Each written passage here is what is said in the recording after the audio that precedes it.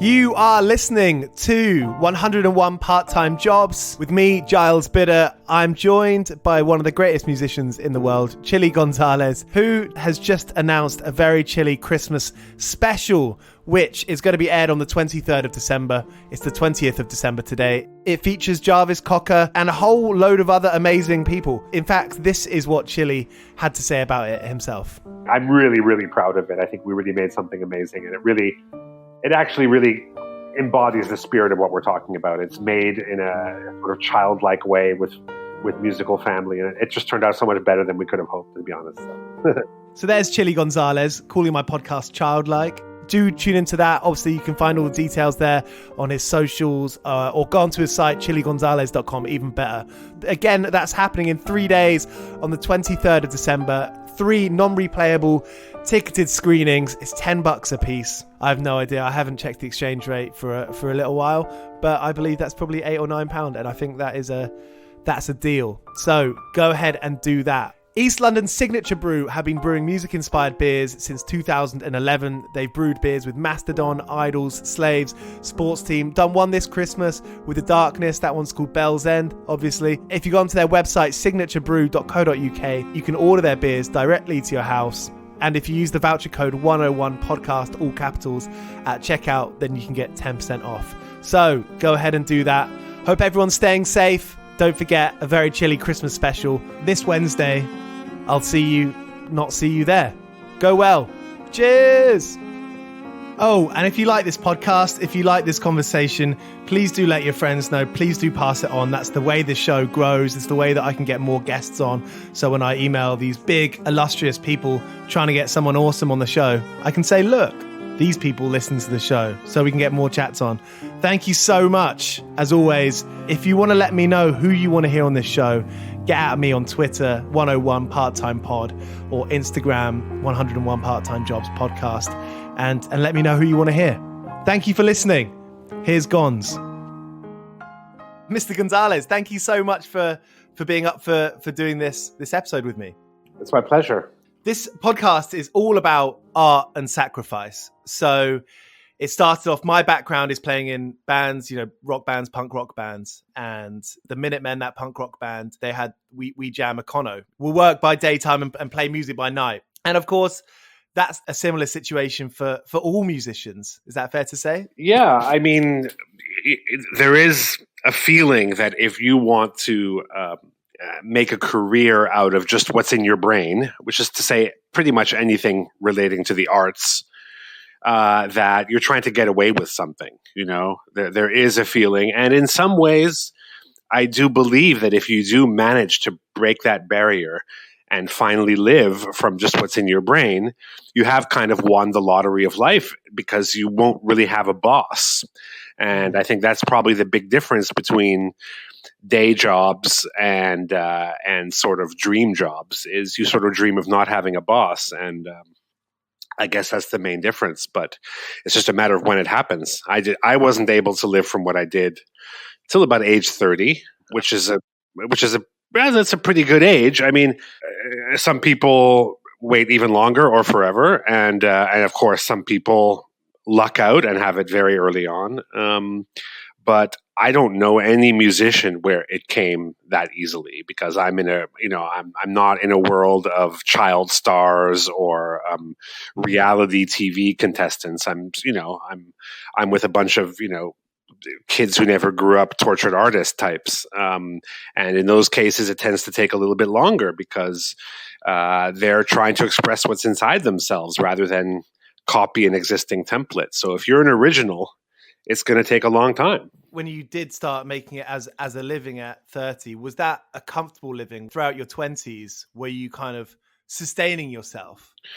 Yeah, I'm lucky being a trained musician coming a little bit from the jazz world, that there was there's sort of a working class version of work that I was able to do, especially in other countries where I didn't speak the language. So, for example, when I moved to Berlin in 1998, I was 26 years old. And my career began in earnest around age 28, 29. And then the money sort of started to come in around 30. But for those in between years, I was able to play piano in a restaurant. I was a substitute for a piano player in a hotel. And previous to that, in Toronto, I played piano in a lingerie shop where kind Really? of cougar MILF types would come in and buy lingerie for their weekend assignations, and I was there to sort of air quotes, class it up a little bit. Luckily, people always need that sort of impression that, having a live piano player, that's going to make our joint classy. Whether or not that's true, I was able to at least take advantage of that. So I was able to transition pretty quickly from real grunt work like licking envelopes or answering phones at a government agency, both of which I did. But pretty soon, through a network of musicians, I was able to translate that to actually making working class wage, but at least playing the piano. And that has informed my work. Some of my work, I go out of my way to make sure it functions as close listening music, while at the same time can be good, high quality background music. And I don't particularly think one is better than the other. And I think part of that comes from working as a musician. It keeps you humble. It sort of keeps the artistic pretense down to a manageable level, because you sort of realize what music is for actually so many people is background music, and they deserve good background music. So I do consider that helped me to get to where I am today, at least. And, I played a lot of bar mitzvahs. I played different wedding receptions, and I'm grateful that people wanted live music for those things, because it is nonetheless an audience, and it is a shot of adrenaline related to your music, and it lets you dream. Go, okay, if I could do that, now imagine that these people were listening to my own compositions, and so it sort of gets you to one step closer to that reality. So I was very lucky in that my musical skills were of a certain kind that they could translate to this very real world application of music. Whereas I think if you're a guitarist in a punk band, there maybe isn't quite that other world where you can sort of go and still nonetheless make a little bit of cash playing music. And that, my musical training and my sort of my jazz sort of background helped me do that. It helped me pass in polite musical society, so to speak. You mentioned there about, there is a working class element to it. And then there's also this very highbrow element to playing piano. Is that something you've thought much about? It's sort of a working class person's idea of a highbrow instrument, isn't it? I mean, that's why I ended up playing in a lingerie store, because this dude who ran the store was like, I know what this needs. It needs to be classy, but like anyone who really, that's not going to change the very transactional nature of what a lingerie shop is. It doesn't become Carnegie Hall just because you have me there, So yeah. So look, the piano is the old Joanna. It's also like the instrument that's in the hallway of every middle, at least class home up to upper class. Certainly from the 19th century onwards, it was sort of the laptop or iPhone of its day, if I can use a really crappy metaphor. But it was sort of the aspirational piece of technology that meant, we're going to have music in the home and maybe our kids will take lessons. It was very aspirational. So it kind of ran the gamut, I would say. If you were really rich, you didn't just have a piano, you had a string quartet playing for you at your soirees, So there is a difference. But the piano is the great reducer. I mean, you hear it in rap music, electronic music, pop music. It still exists in classical. It stood the test of time, that instrument. And it is the great sort of purifier of music. It's what enables me, for example, to play a version of Last Christmas by Wham next to an old Christmas carol on my Very Chilly Christmas album. The piano is what makes it possible to not hear the synthesizers or picture the fuzzy sweaters or the snowball fight from the Last Christmas video. It's what enables you to get a clear shot at the musical material. And therefore, all genres and epochs of music making become equal in the eyes of the piano. And that's why it is so versatile and ubiquitous. You've had such an incredible lifetime, going to college to study a more formal training of music education before moving to Berlin and seemingly doing, having fun with it with your friends. Were there any moments that during that time that you really had to fight for your vision? Is it always a fight for your vision? It's always a fight for the vision, but I would say that it took me a while to sort of grow the pair to be able to do that. So when I first came out of college in Canada, and shout out to Canada's education system where university is virtually free. I mean, you pay, I think I must have paid a few $100 every year in administrative fees to go to what's considered a very high-end college called McGill University in Montreal. And it's just wonderful that it's so accessible to everybody there. And I really owe a great deal to that experience, not only for educating me in music, but also showing me what I don't want to do. It really lets you measure yourself against the best and worst of, the institutionalized nature of music. And so it made me who I am, not by what I embraced there, but also by what I rejected. And so when I came out of there, it just took me a while. I think my first attempt at really professionalizing myself as far as an artist, I signed a record deal with Warner Brothers Canada. Oh, wow. And the problem was I was very eager to please, and the album just came and went. It was one of those crash courses in realizing, well, if you're not being yourself, it's just not going to work. It doesn't matter if you have the record company muscle behind you, because people can inherently smell a fraud, and I was a fraud.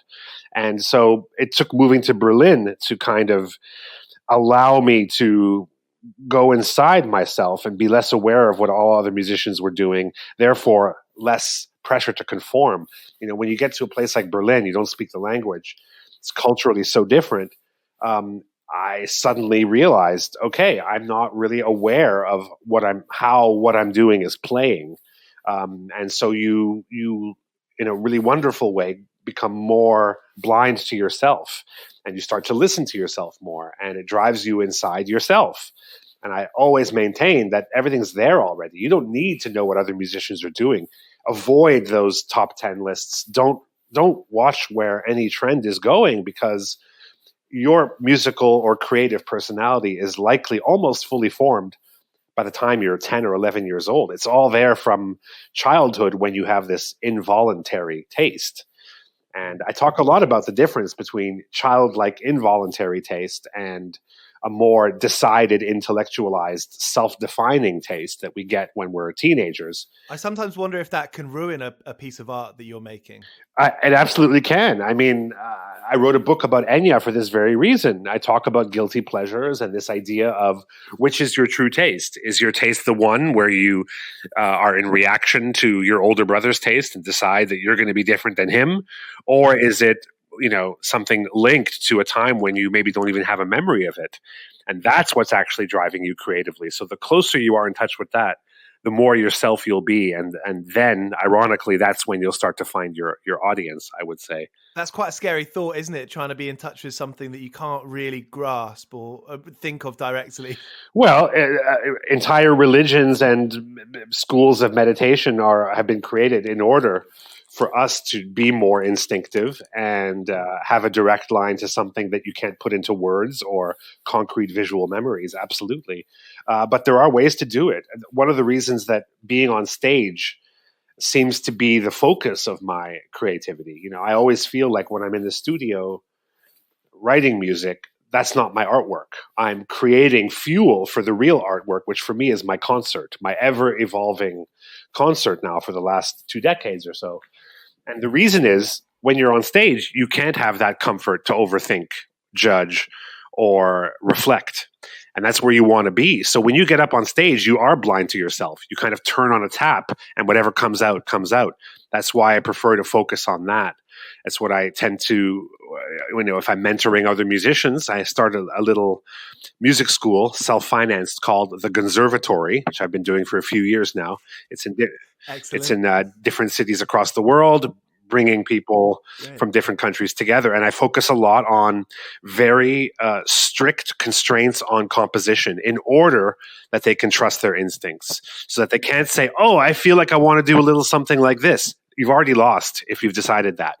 And so if you create time limits, heavy amounts of constraints, you force them into a kind of benevolent discomfort, which brings out instinct, which means whether you like it or not, you're in touch with that very primary creative material from when you were a kid.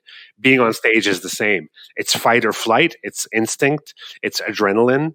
And what happens on stage, if you really let out the animal, might shock you, but it's you. And audiences will, honestly, they will connect with it. And it's about how much of yourself you're really willing to let out, positive and negative. And I say animal because in every language, to be on stage uses some animal metaphor, right? We say a ham in English. In French, it's bête de scène, stage animal. In Germany, it's Rampensau, which is a stage sow, which is literally the female pig. So the imagery is like a sweaty, dirty pig rolling around. And that's honestly where you want to be. That's what audiences will fundamentally relate to in the end. When you look at the biggest moments of, your 20s, I suppose, are there any moments that really stand out where you learned something about yourself, or you learned something about your craft, or the direction that you wanted to go in? Well, most importantly was that failed attempt at a major label career in Canada. That certainly was like the music college that I wished I could have, attended, and the negative lessons of having all that hope and then realizing it didn't work and then having to take stock and find out why. And that proved to be the engine that sort of rocketed me over to Berlin, where I could sort of hit reset and say, okay, this time I'm going to do it on my own terms. I'm going to be more and more myself. As unlikely as this combination of musical seriousness and ridiculous humor seems on paper to not work, well, I'm gonna be the exception that makes this work. Those were sort of the two elements that I pushed under the rug in my Canadian career, because in Canada, it was the 90s. It was very much a serious indie rock scene. So to be funny or to be musically virtuosic were pretty much the two things that you couldn't do. So of course, I repressed those things and I sort of rounded off the edges and hoping that I would fit in there. And then when I said, okay, that didn't work, and I said, okay, I'm going to go to Berlin, and now it's going to be only those two elements, because that's really who I am in the end. And to me, it became clear, from watching rappers who have a very similar, very serious, workaholic sort of playing within the system in order to overthrow the system kind of approach, coupled with a real joy in the superficial aspects, and I mean that in a positive way, of music making. The image, interviews, what you say, provoking people, humor, most of all. That touch of humor and sadness that's in all great rap and great rap personalities was sort of also what made it seem possible to me. I said, okay, I'm not from the hip hop culture, but I can take a page from this playbook, so to speak, and see that it's not a choice between being serious and ridiculous. You can be both at the same time. And why? Because again, if you're in touch with your inner child, as much as I hate that expression, well, children are occasionally serious and ridiculous, going from one moment to the other. So if you look at it from that perspective, then there aren't all these false choices between art and commerce, between serious music and entertainment. It's all the same if you look at it through a kid's eyes. And that was the click that happened to me from my failed Canadian career, I suppose. Growing up, I feel like we all have this disease of second thinking, second guessing ourselves. Yeah, I mean, you even get it in sort of emotional decision making, and but certainly professionally, I would say comfort and comfort leads to a kind of second guessing, because you have all this sort of time and a sort of perceived sense of safety within which to start overthinking. You get further and further away from your instincts the more you do that, absolutely. And that is definitely the enemy. In rap, we've seen a lot of people, a lot of artists, building their own team, building their own labels, making their own shit happen for themselves. Is that an element that you found inspiration in, that you followed that kind of idea? Yeah, well, since 2009, I've only had my own label, my own little team of people. I've got 4 people working for me in Paris. We publish my own music. We independently, or at least co-produce my sheet music, which we do a wonderful business in, and it's a wonderful way for people to interact with my music in a very deep way, to actually channel me through them as they play the songs. We produce all of our own video content, and we co-produce all of our own tours. It's wonderful to be in control, because when you fail, you can find out why, and you can own it and learn from it. When you succeed, it's the same. So I much rather fail and succeed with my own team than wonder why something works or doesn't work.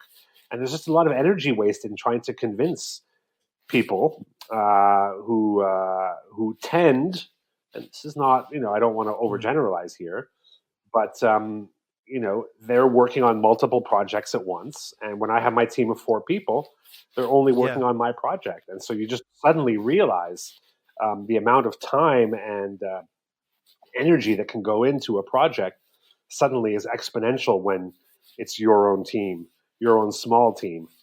And honestly, I don't miss those fights with the record company people. There was something about wanting a daddy to give you money to make an album that was really in my thinking for a while. And luckily, my manager, now business partner at the time, really pushed me. And she said, let's go independent. But I said, wait, I have to throw all this money out in the first place to make my own album happen. And and you have to really believe, you have to have faith that will come back, because you're the one in control, and the music will be stronger. And it means you can become more and more yourself. The internet and technology in general has really helped that be possible, because now the power of the gatekeepers is so far diminished that you can find your audience yourself. And it's, almost every day that someone will write to me on some social media and say, just discovered you, went down a YouTube wormhole of your master classes and your concerts. And that's a beautiful thing. It's a beautiful thing that people can just hear your name, hear you on the radio speaking for a few minutes, and then go into YouTube for 6 hours, and they get a whole sense of your universe. Back in the 90s, before the internet, before independence, my God, you had to go through so many gatekeepers so that one video would be shown on TV, and then think of what are the chances of someone being up at night late enough to see it and get what you're doing. I mean, it's just so crazy to think of what an archaic top-down system that was. So thank God that's over, and I'm so glad my then manager pushed me to do that. There's really been no looking back, and that first album was Ivory Tower, one of my biggest albums. We did a sync with the first iPad commercial. We had a little bit of a hit in the UK with You Can Dance, and I realized, wow, suddenly everything is going well. Well, that's because I didn't have anyone trying to convince me to get a remix from David Guetta so that they would have a single, let's say, which is what literally every record company person told me for the previous 10 years. That entrepreneurial side of it, was that a language you had to learn, or was it actually, was it sort of set up as music industry talk, but actually, you can do it yourself? Well, my dad's an entrepreneur. I always say my dad's basically a rapper. He grew up very poor in Algiers, in Algeria. Then, his family emigrated to Canada, and his first job was, driving a cab, and eventually he started a civil engineering company doing infrastructure, little projects like little bridges and cities, and ended up becoming like a big time company. And he was the CEO. He's now retired. So he's a kind of get rich or die trying figure. He was a big believer in work and success, and you're defined by what you accomplish, and that has a good and bad side. But the good side was that it was a natural language for me to be an entrepreneur, in only the sense of he'd always told me you have to keep your emotions out of your business interactions. And that's something that, as an artist, you often are looking for these substitute parent figures, and you sort of, help me do so I can do my thing, mommy. And to think that just because you're such a great artist that people should help you is not a great strategy. And you do have to, in a sense, keep your emotions out of it.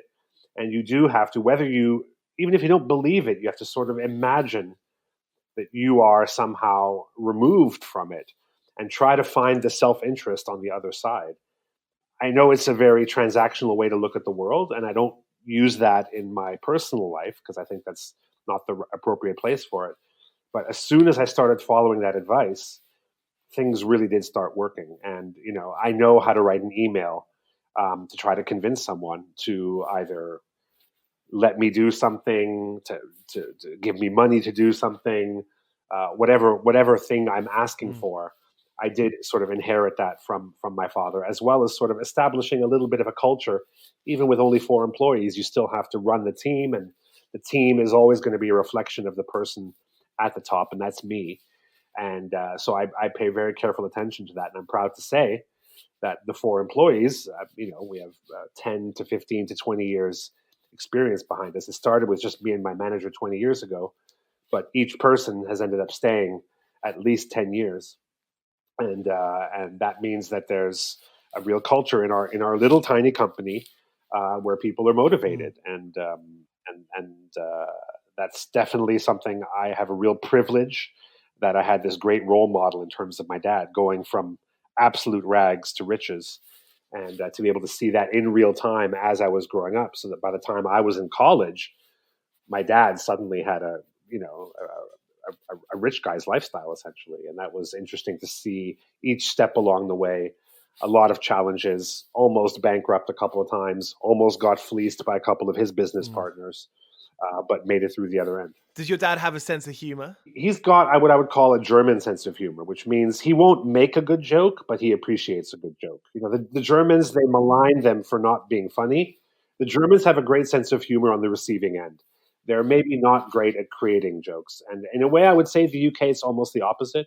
The UK generates a lot of humor, but it's received in a really weird way sometimes, like not real belly laughs. So they'll make a great joke, and on the other end, the person will sort of almost say, that's funny, rather than let go and laugh.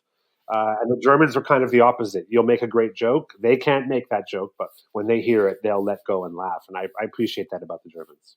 Do you think, maybe it's a stupid thing to even talk about because it's so damn obvious, but living in Paris, living in Berlin, it's, anyone knows when they go on holiday, you can really feel when you're in a different culture. You have different ideas, you have different emotions sometimes.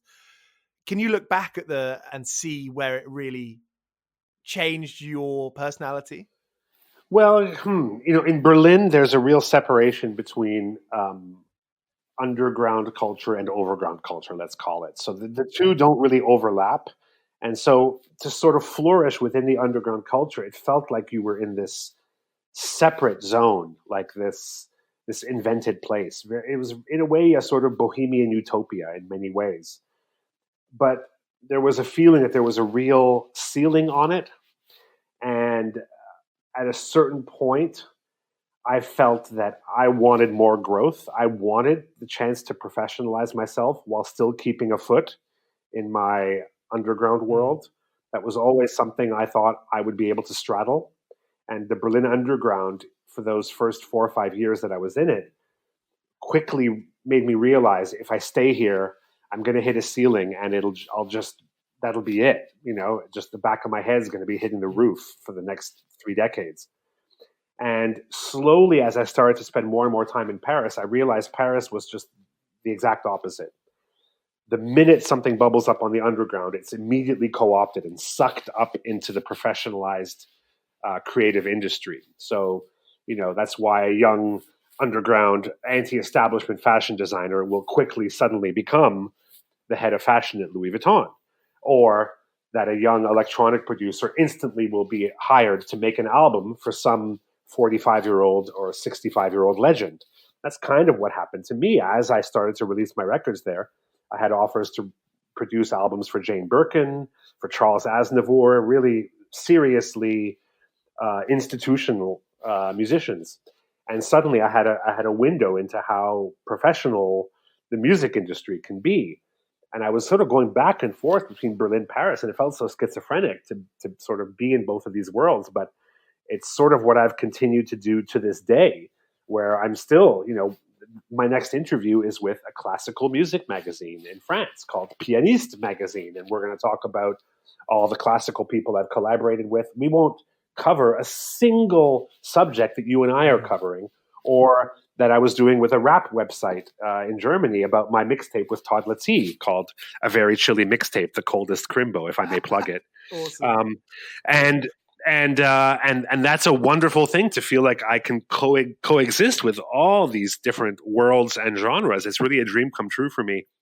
So that Berlin-Paris dichotomy taught me that there is advantages to all of those. But if I only were in the Paris world, I would miss that feeling of being connected with the wild, savage, kind of anti-establishment attitude of the underground, which is still important and feeds me. At the same time, to have stayed in Berlin and not have had that chance to professionalize and to sort of go undercover in the straight business world, so to speak, is another opportunity I wouldn't have wanted to miss. So it kind of taught me that I have the versatility to slip into different worlds. Maybe it's a Canadian thing. Canadians are good at slipping in and out of other cultures. There's something about our inferiority complex that means we're always willing to assimilate. I'm also Jewish. Jews are sort of pretty famous for assimilating wherever they go as an exiled culture. And I'm speaking, of course, of more the Ashkenazi Jews who culturally were sort of generally forced to flee their home countries. I'm a non-religious Jew, but I feel like there's a cultural component that sort of informs what I do as well. So there's something about being able to slip into another culture, sort of under cover of night, and sort of do my thing and make musical friends there, and then the next day sort of have to slip into another. And I love it. It feels like I'm a spy with like 10 different passports. You've talked a lot about your love of harmony, your love of, exploring harmony, and how, that's a massive part of what you do. And culture is harmony, right? Yes. Well, harmony is tension and resolution. And that's what you get in cultures. You find those tense points, which make it interesting. In Canada, for example, English Canada doesn't have a lot of tension. And it's no surprise that culturally it's the French side of Canada that produces the most vibrant culture.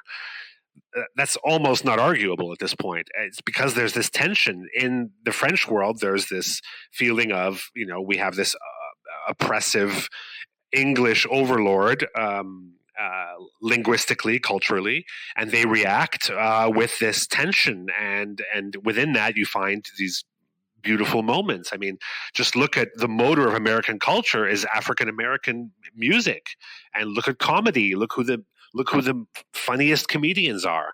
It's where the tension is.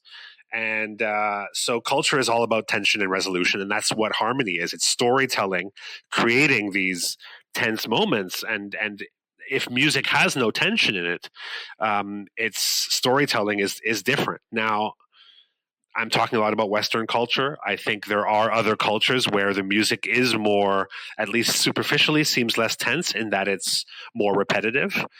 You can even argue that electronic music, in a way, is repetitive and doesn't have tension, at least in the harmonic sense. But make no mistake, there's always tension. What is the break and the drop other than a creation of tension and resolution? So different cultures, different styles of music will always find a way to do storytelling.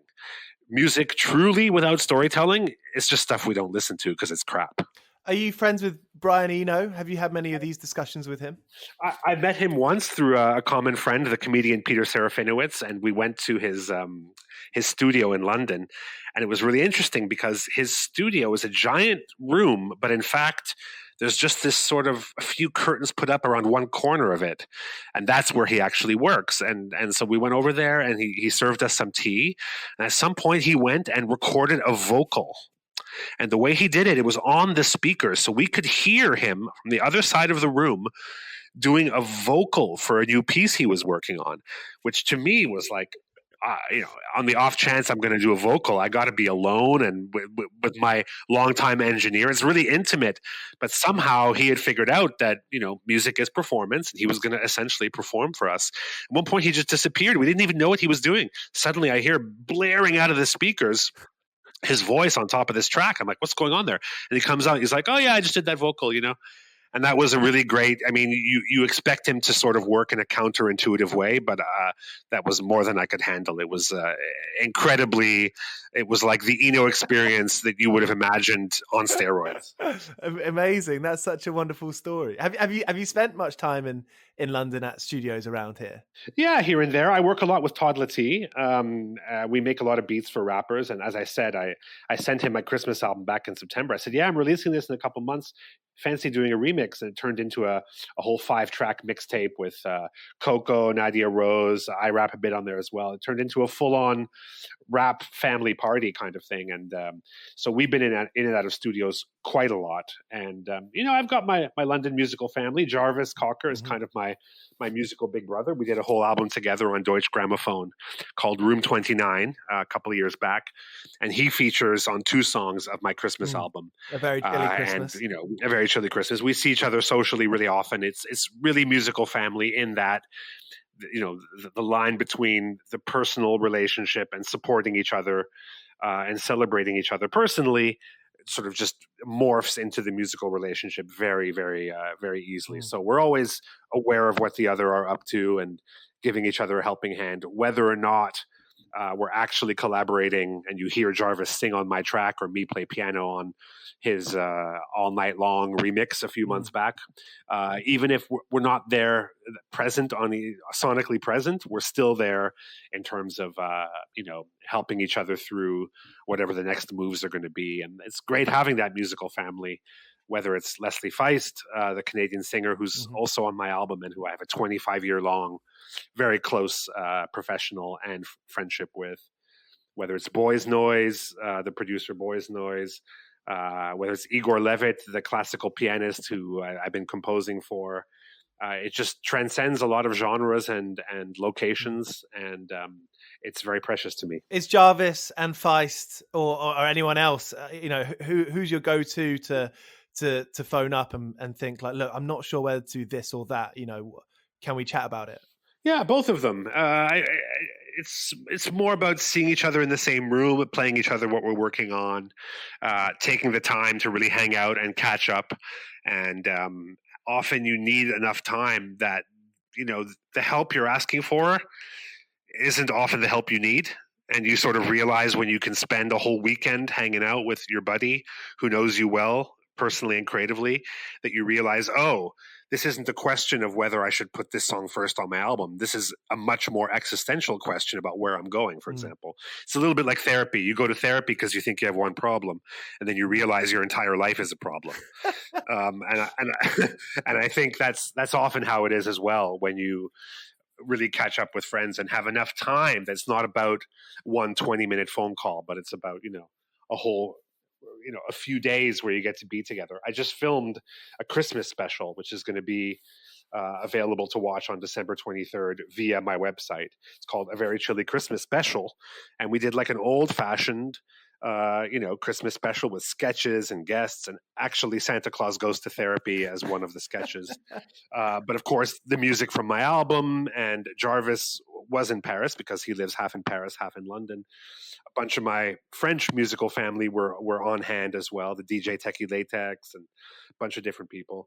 And we got to hang out for about 3 days rehearsing and shooting this special. We were working, which meant that we were allowed to be together. But of course, it was just a great chance to hang out. And there was huge stretches of 5 or 6 hours backstage where nothing was happening because they were working on some camera rehearsal. And we got to hang out, and all of a sudden Techie's playing his new DJ mix, and Jarvis is talking about the new album that he's working on, the second Jarvis album. And before you know it, we're suddenly plotting, as we call it. And it just sort of happens like that. We had 3 days and all these revelations happened, and new ways of looking at how we're working suddenly came about, not because I had an urgent need to have a question answered, but just because we were there hanging out. And that is so precious. And, some of my other collaborations might be more high profile, like with Daft Punk or Drake, but those aren't my buddies. That's just, sort of going into, it's like suddenly being in this other world for a few hours. And I just want to be useful to them in that moment. Because they obviously have their buddies and their people that they have, their musical families. I'm just sort of a brief tourist coming in to do something very specific.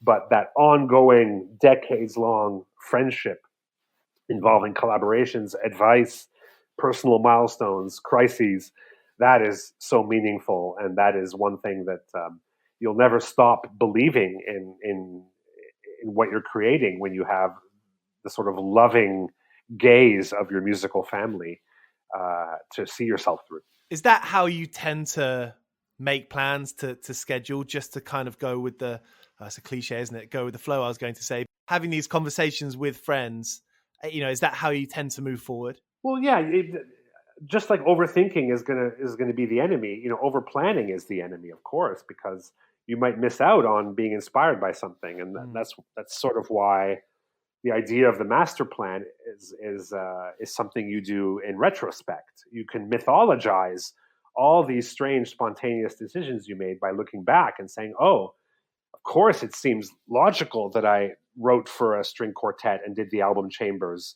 and explored chamber music. However, I only got the idea because I met the Kaiser Quartet and kind of got a musical crush on them, started writing music for them. I never thought to myself, I should do an album with string quartet until I met those guys."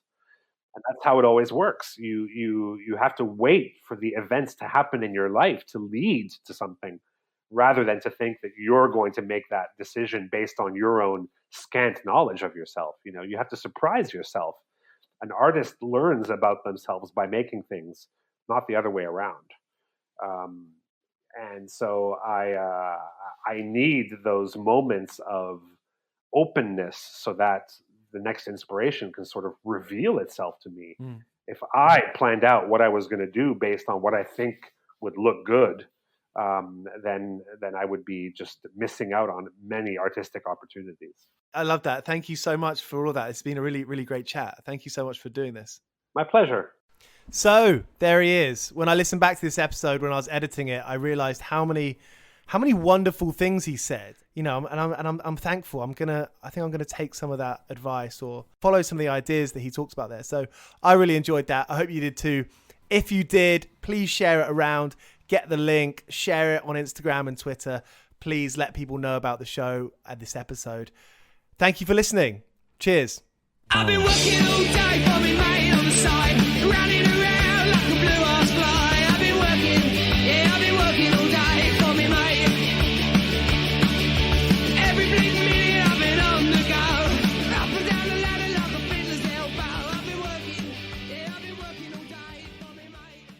This is a Mighty Moon Media podcast.